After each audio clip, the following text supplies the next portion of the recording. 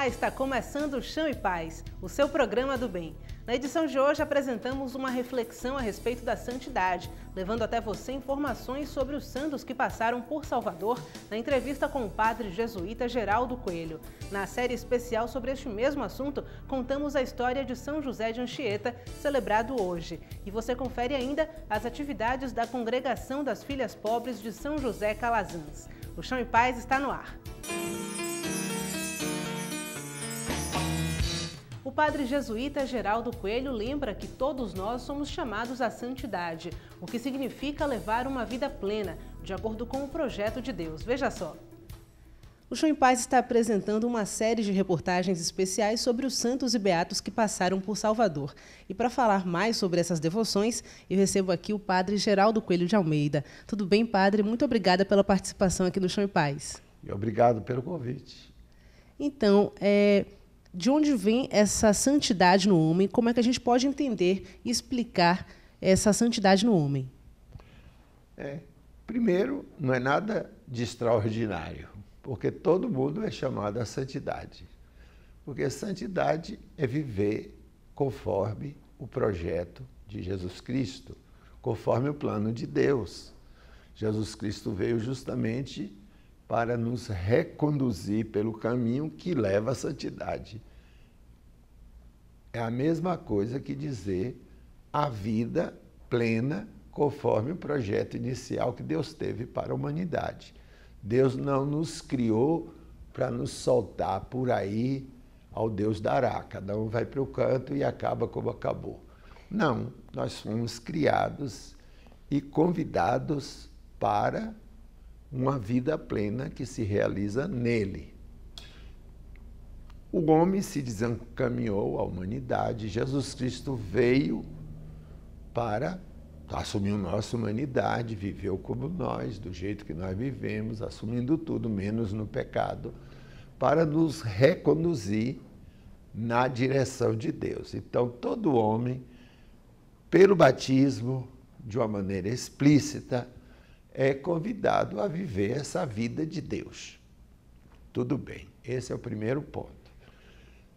Mas, como para nós, o exemplo é muito mais importante do que a palavra, do que a pregação, a igreja, desde os primórdios, foi destacando algumas pessoas que pelo seu empenho, pela sua vida, pela sua dedicação, em cumprir, em viver, melhor dizendo, o projeto de Deus, serviria para ajudar os outros a caminharem. Por exemplo, toda vez que eu faço essa pergunta, em qualquer ambiente da cidade do Salvador, eu ouço sempre a mesma resposta. Seja no ambiente mais trabalhado, que as pessoas já têm uma vivência religiosa mais prolongada, ou então lá na periferia, numa capelinha, assim, eu sempre pergunto: qual é para vocês a pessoa aqui nessa cidade que com a sua vida, com o seu modo de ser, constitui para todos nós um exemplo? E todo mundo, Irmã Dulce, sempre assim. Então, Irmã Dulce não era pela palavra, aliás, ela tinha uma vozinha tão fraca. Eu morei na Cidade Baixa há muito tempo, lá dos Alagados, tive muitas oportunidades de conversar com ela. Então, pela voz, pelo discurso, inclusive pela presença física, Irmã Dulce não deveria causar um impacto. E causa. Por que causa? Pela sua dedicação, pela sua coerência, pelo seu grande amor que tinha para com os pobres, assim. Ela fazia de tudo, coisas quase que impossíveis, né? Na terceira reportagem da série sobre os santos que passaram pela Bahia, trazemos a história de São José de Anchieta, que é celebrado hoje, dia 9 de junho. Confira. Terceiro santo brasileiro, São José de Anchieta chegou a Salvador em 1553, aos 19 anos, e apenas 13 anos mais tarde se ordenaria sacerdote. Dono de criatividade e inteligência singulares, teve papel marcante na evangelização das populações indígenas que aqui moravam. E não apenas lhes ensinava o latim, mas usava a língua deles para estabelecer essa comunicação. Durante o período em que esteve na capital baiana, passou por diversas comunidades. Por exemplo, a igreja de Escada. Lá se sabe claramente que ele passou por lá, que ele ficou lá convalescendo por uns tempos, pouco tempo, mas ficou. A igreja do Espírito Santo da Vila de Abrantes. Há episódios, inclusive, dos índios, uma pescaria, depois a passagem pelo rio Joanes. Isso está escrito na história dele. Portanto, há vários lugares, e durante o tempo de provincial visitava todas as aldeias e as casas do Brasil. Ainda é possível encontrar referências ao santo em alguns desses locais. Consta que ele fez isso pelo menos 10 vezes, 10 visitas em cada casa. Portanto, as daqui da periferia de Salvador, as mais próximas, ele visitou várias vezes. Essas que eu citei são algumas. No bairro de São Cristóvão, um grupo de moradores participa de uma comunidade dedicada a São José de Anchieta, desde 1989. Nós começamos com a primeira missa aqui na comunidade, que foi na pracinha lá em cima. Fizemos uma cabana muito bonita, por sinal, foi uma missa muito bonita, foi no dia 13 de dezembro de 89. A devoção ao santo é compartilhada pelos paroquianos de São Cristóvão. Quando a igreja nos apresenta um santo, né, a igreja nos convida a viver nos santos os valores pelos quais se tornaram santos. A importância, né, de Anchieta na sua dedicação à igreja, na sua enculturação e a importância muito especial na catequese, na construção de uma comunidade religiosa. Durante o dia a dia, a comunidade se reúne para fazer orações, seja diante da imagem de São José de Anchieta, seja nos bancos da capela que leva o nome dele. Ali, as fiéis costumam rezar o terço e cantar as músicas que as colocam em sintonia com o santo. Anchieta, santo da nossa raça, santifica essas praças desse imenso Brasil. Anchieta, qual cruzeiro celeste, ilumina essa pátria que nasceu sobre a cruz. Pensando na canonização, né, do São José de Anchieta, que demorou muito tempo, como foi que a comunidade recebeu esse momento? Foi com muita festa, né? Muita alegria, porque as pessoas ansiavam muito por esse momento, né? Inclusive nós não sabíamos exatamente o dia que seria e todo o tempo procurando saber quando que seria para a gente poder programar uma festa. Entre tantas preces, pelo menos uma é de agradecimento. Esta senhora atribui à intercessão de São José de Anchieta uma graça que trouxe saúde para a família. Minha neta mais velha, pequena, ela tinha um cansaço horrível, né? Internava 2, 3 vezes no mês, não tinha remédio que passasse. E aí eu comecei a participar da comunidade, pedi a Anchieta a graça de pedir a Jesus que minha neta ficasse curada, né? E ela ficou realmente curada. Beatificado em 1980 pelo Papa João Paulo II, São José de Anchieta foi canonizado este ano pelo Papa Francisco. O processo foi longo, mas tem uma explicação. Anchieta, ele como atuou em várias partes do Brasil, o processo teve que ser feito em vários lugares. Isso demorava, naqueles tempos não havia transporte, era só por mar, de barco. Depois o processo ia para Roma, voltava para corrigir. Só no século XIX que as coisas pouco a pouco foram sendo retomadas. Então essa é uma explicação. Ele só foi declarado venerável em 1736, ó. Quanto tempo depois? Mais de 100 anos depois da morte. Anchieta, qual cruzeiro celeste, ilumina essa pátria que nasceu sobre a cruz. No próximo bloco, você continua acompanhando a entrevista com o padre jesuíta Geraldo Coelho sobre os santos que passaram por Salvador. O intervalo é rápido, a gente volta já.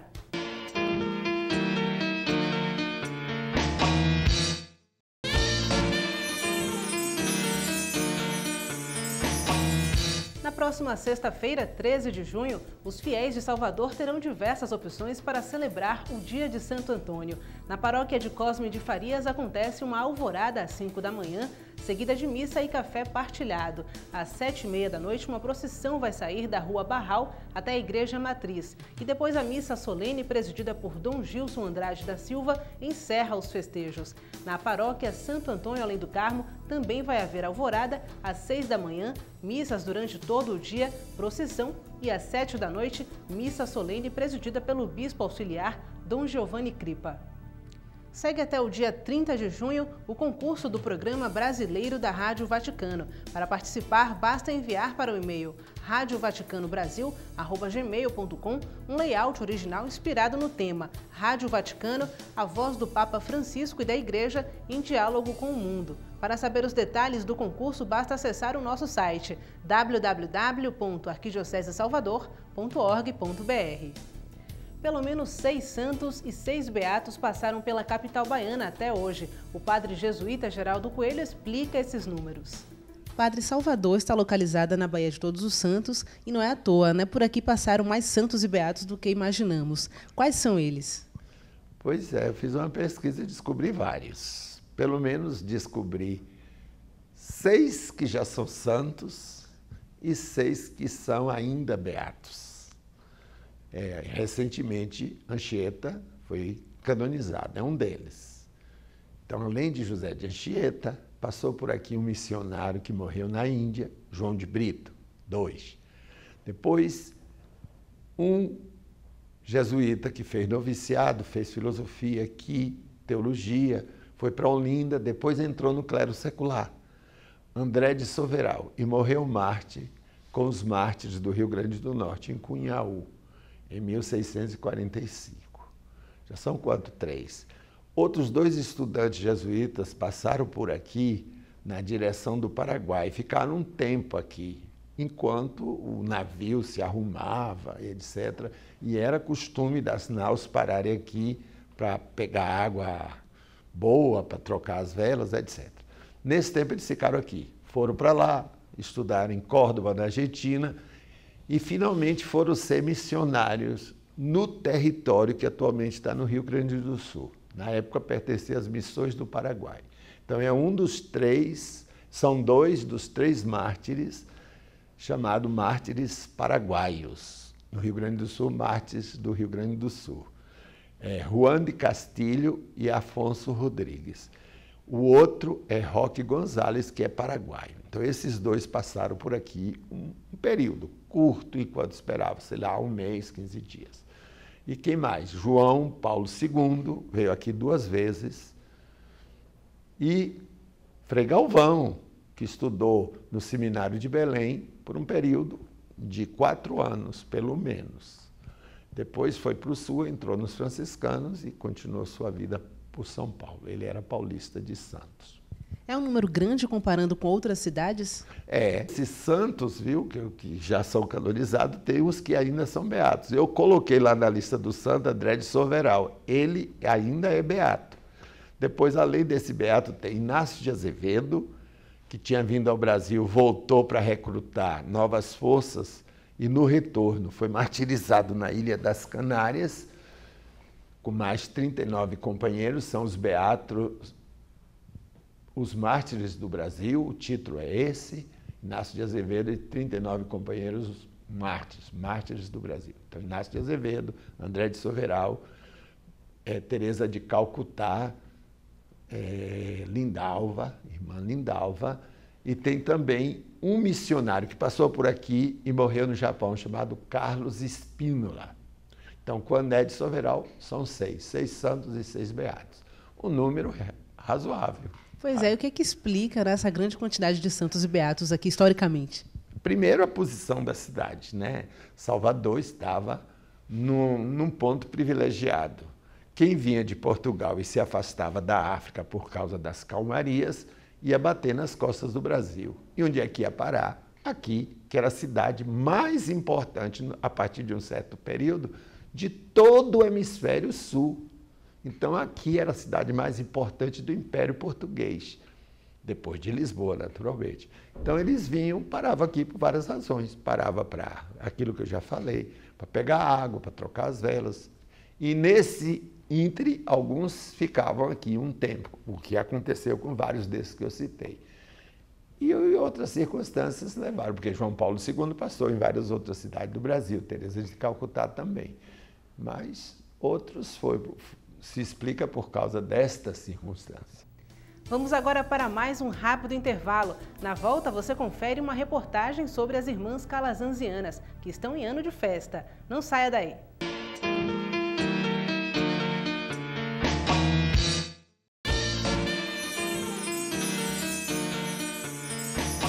Salvador recebeu o primeiro núcleo brasileiro das Irmãs de Calcutá em 1979, quando Madre Teresa esteve aqui. O padre jesuíta Geraldo Coelho conta mais detalhes dessa história. E desses santos e beatos que passaram por aqui, eu queria que o senhor falasse mais detalhadamente sobre os caminhos, né, de Madre Teresa, Beata Lindalva e São José de Anchieta. De Teresa de Calcutá, o que eu sei, porque estou indiretamente ligado, eu trabalhava nos Alagados. O padre Gardenal, que era um grande pregador de retiro, pregou para toda a congregação da Madre Teresa, foi um dos articuladores para que Dom Avelar finalmente conseguisse que a Madre Teresa trouxesse para cá as Irmãs de Calcutá, que aqui foi o primeiro núcleo no Brasil, creio que em 1979, parece que foi. E elas foram parar lá no Centro Social Uruguai, que era um centro do qual eu era responsável. Então ficaram ocupando lá um andar por um bom período até construir uma casa que fica lá perto da Igreja dos Alagados. Então, o Papa já vimos que passou por aqui, a irmã Lindalva morava aqui. O que eu sei dela é que ela heroicamente resistiu a uma investida de um habitante lá do abrigo Dom Pedro II, que tinha um desejo pouco cristão com relação a ela, e numa sexta-feira da Paixão investiu diante da negativa contra ela e deu muitas facadas. Eu tive a sorte de falar com o médico que atendeu o pedido dele. Ele chamou esse médico e disse para chamar a polícia. E o médico me fez uma descrição lá. A única coisa que eu sei é isso, porque depois eu viajei, fiquei fora daqui da Bahia durante muito tempo, até quando houve a beatificação dela, eu nem estava aqui. Agora, de José de Anchieta, sim, porque desse eu já li uma quantidade de coisas, já fui chamado para dar entrevistas, já escrevi, de tal maneira que a presença dele aqui é marcada em várias ocasiões. Ele chegou, quando veio de Portugal, novinho, com 19 anos, nem tinha 20 ainda, aqui. Depois de alguns meses partiu para o sul, foi para São Vicente. Depois da fundação do colégio lá no Planalto de Piratininga, ele ficou lá 12 anos. Depois subiu para estudar teologia aqui de maneira intensiva. Passou aqui 1 ano e meio, se ordenou, foi para o sul, ficou lá mais 10 anos, mais ou menos. Aí foi chamado para receber uma missão. Primeiro era ser reitor do colégio, mas finalmente não foi reitor do colégio, veio a patente de Roma para ele ser o provincial, o responsável pelos jesuítas que já estavam espalhados aqui de Pernambuco a São Vicente. Então aí ele passou quase 10 anos nessa função. Depois foi para o sul de novo e se fixou no Espírito Santo.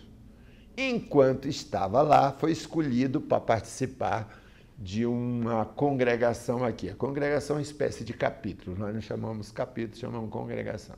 Então ele foi o representante e aqui depois foi o responsável para traduzir os documentos em latim, porque ele sabia bem o latim. Portanto, veio aqui à Bahia em 4 períodos, de 10 a 11 anos ele passou aqui, então marcou essa cidade com sua presença, a importância grande. Os ossos dele foram trazidos do Espírito Santo para cá, ficaram aqui muito tempo, daqui foram esparramados, e agora parece que a relíquia, uma delas, um desses ossos, vem definitivamente ficar aqui na Bahia. Pois é, Padre Geraldo, muito obrigada pela participação aqui no programa Chão em Paz. Foi um prazer conversar com o senhor sobre esse assunto. Eu agradeço a você ter me dado essa oportunidade de falar sobre pessoas tão importantes, embora vivessem em épocas tão distantes de nós, alguns deles pelo menos. Então, muito obrigado. Espero que o povo se anime, olhe para esses exemplos e siga os caminhos deles. A Irmandade Calazanziana celebra 125 anos de atuação. No plano social, a congregação atende aproximadamente 80 crianças na casa localizada no Vale dos Lagos. A partir de agora, você vai conhecer mais sobre este trabalho. As filhas pobres de São José de Calazans estão em festa. 2014 é o ano jubilar da Irmandade, que atua no Brasil através das paróquias Conversão de São Paulo, na Fazenda Grande do Retiro, e do Divino Espírito Santo, no Vale dos Lagos. Foi nessa comunidade que a equipe do Chão e Paz encontrou as madres italianas que fizeram uma visita à congregação soteropolitana. La mia esperienza è stata molto bella e molto positiva. È la terza volta che vengo in Brasile, questa volta però come madre generale. É a terceira vez que ela vem aqui no Brasil e está sendo muito bonita. E como madre geral é a primeira vez. Comunque conosco il cammino ela di já questa conhecia missione esse trabalho da gente e se alegra muito porque vê que nós continuamos vivendo o carisma de Madre Celestina. As irmãs calazanzianas carregam o nome do padre responsável pela fundação em Roma da primeira escola pública gratuita da Europa, em 1597. Mais de 400 anos depois, a defesa da educação popular se mantém entre os devotos do santo. Cerca de 80 crianças entre 4 e 12 anos recebem aulas regulares e 5 tipos de cursos na casa situada no Vale dos Lagos. Procuro ensinar a questão assim, da cidadania, os direitos e os deveres deles para com os colegas, para com o mundo e com a família, né? Eu procuro resgatar a questão assim dos ensinamentos familiares, né? E a questão assim também das desculpas, os direitos dele e também os deveres que vêm da escola, que inclui o português, matemática, né? Ciências e geografia. São as matérias básicas, mas principalmente a gente trabalha a cidadania. A gente procura resgatar a cidadania, tanto escolar como familiar. Ó, bora botar o número 1 igualzinho aqui. Na sala de aula, as lições realmente ultrapassam o beabá. Elas estudam, claro, as disciplinas básicas, mas também aprendem a homenagear quem merece. Para isso, vale sujar as mãos e até fazer um pouco de bagunça. O importante é usar a criatividade e fazer cada gesto com amor. O meu melou. O meu também. Toda criança acolhida aqui pelo carisma da nossa instituição, as calazanzianas, que elas acolhem geralmente crianças que têm mais necessidades, né? Então, são crianças de reforço escolar e crianças de educação infantil. Então, o que é um desafio muito grande é porque a gente pega aquela criança que a gente precisa trabalhar com ela para que ela melhore o perfil dela, para que ela seja inserida na comunidade. Entendeu? Se torna um cidadão realmente de futuro. Para a professora Nádia, o desafio de educar é especial, mas há 15 anos ela vem cumprindo essa missão. A gente procura trazer essa criança a afetividade, o reforço escolar, que ele vem da escola do governo, da escola pública, que a gente faz o dever de casa e ainda dá reforço a ele.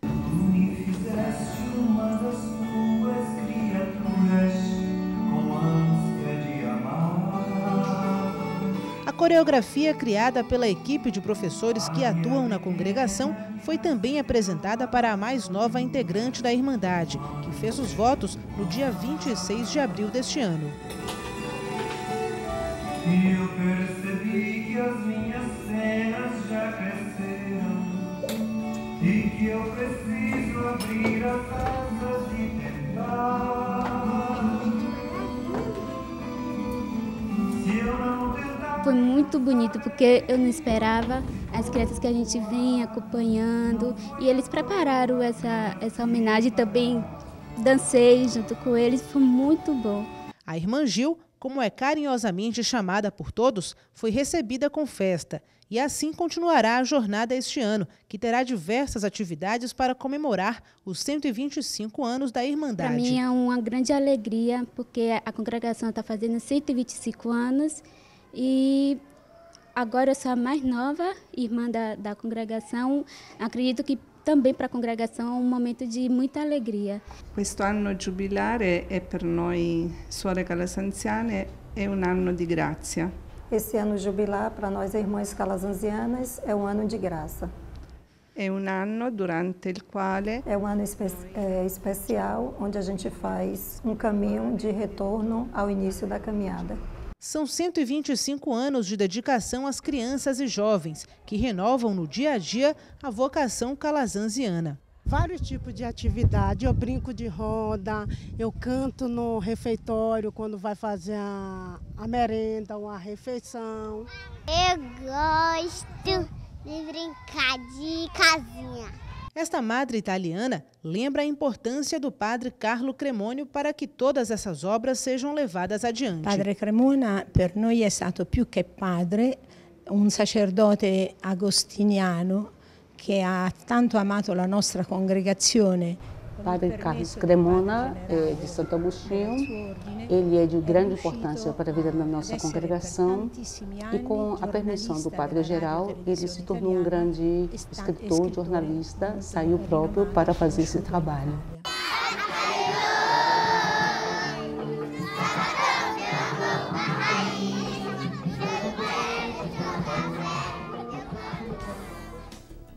O Chão em Paz fica por aqui, mas você pode entrar em contato com a nossa equipe através do e-mail chãoepaz@arquidiocesesalvador.org.br e no portal www.arquidiocesesalvador.org.br você pode rever esta e outras edições do programa, além de ficar por dentro do que acontece na nossa igreja. Para você, uma ótima semana. Fique com Deus e até o próximo Chão em Paz.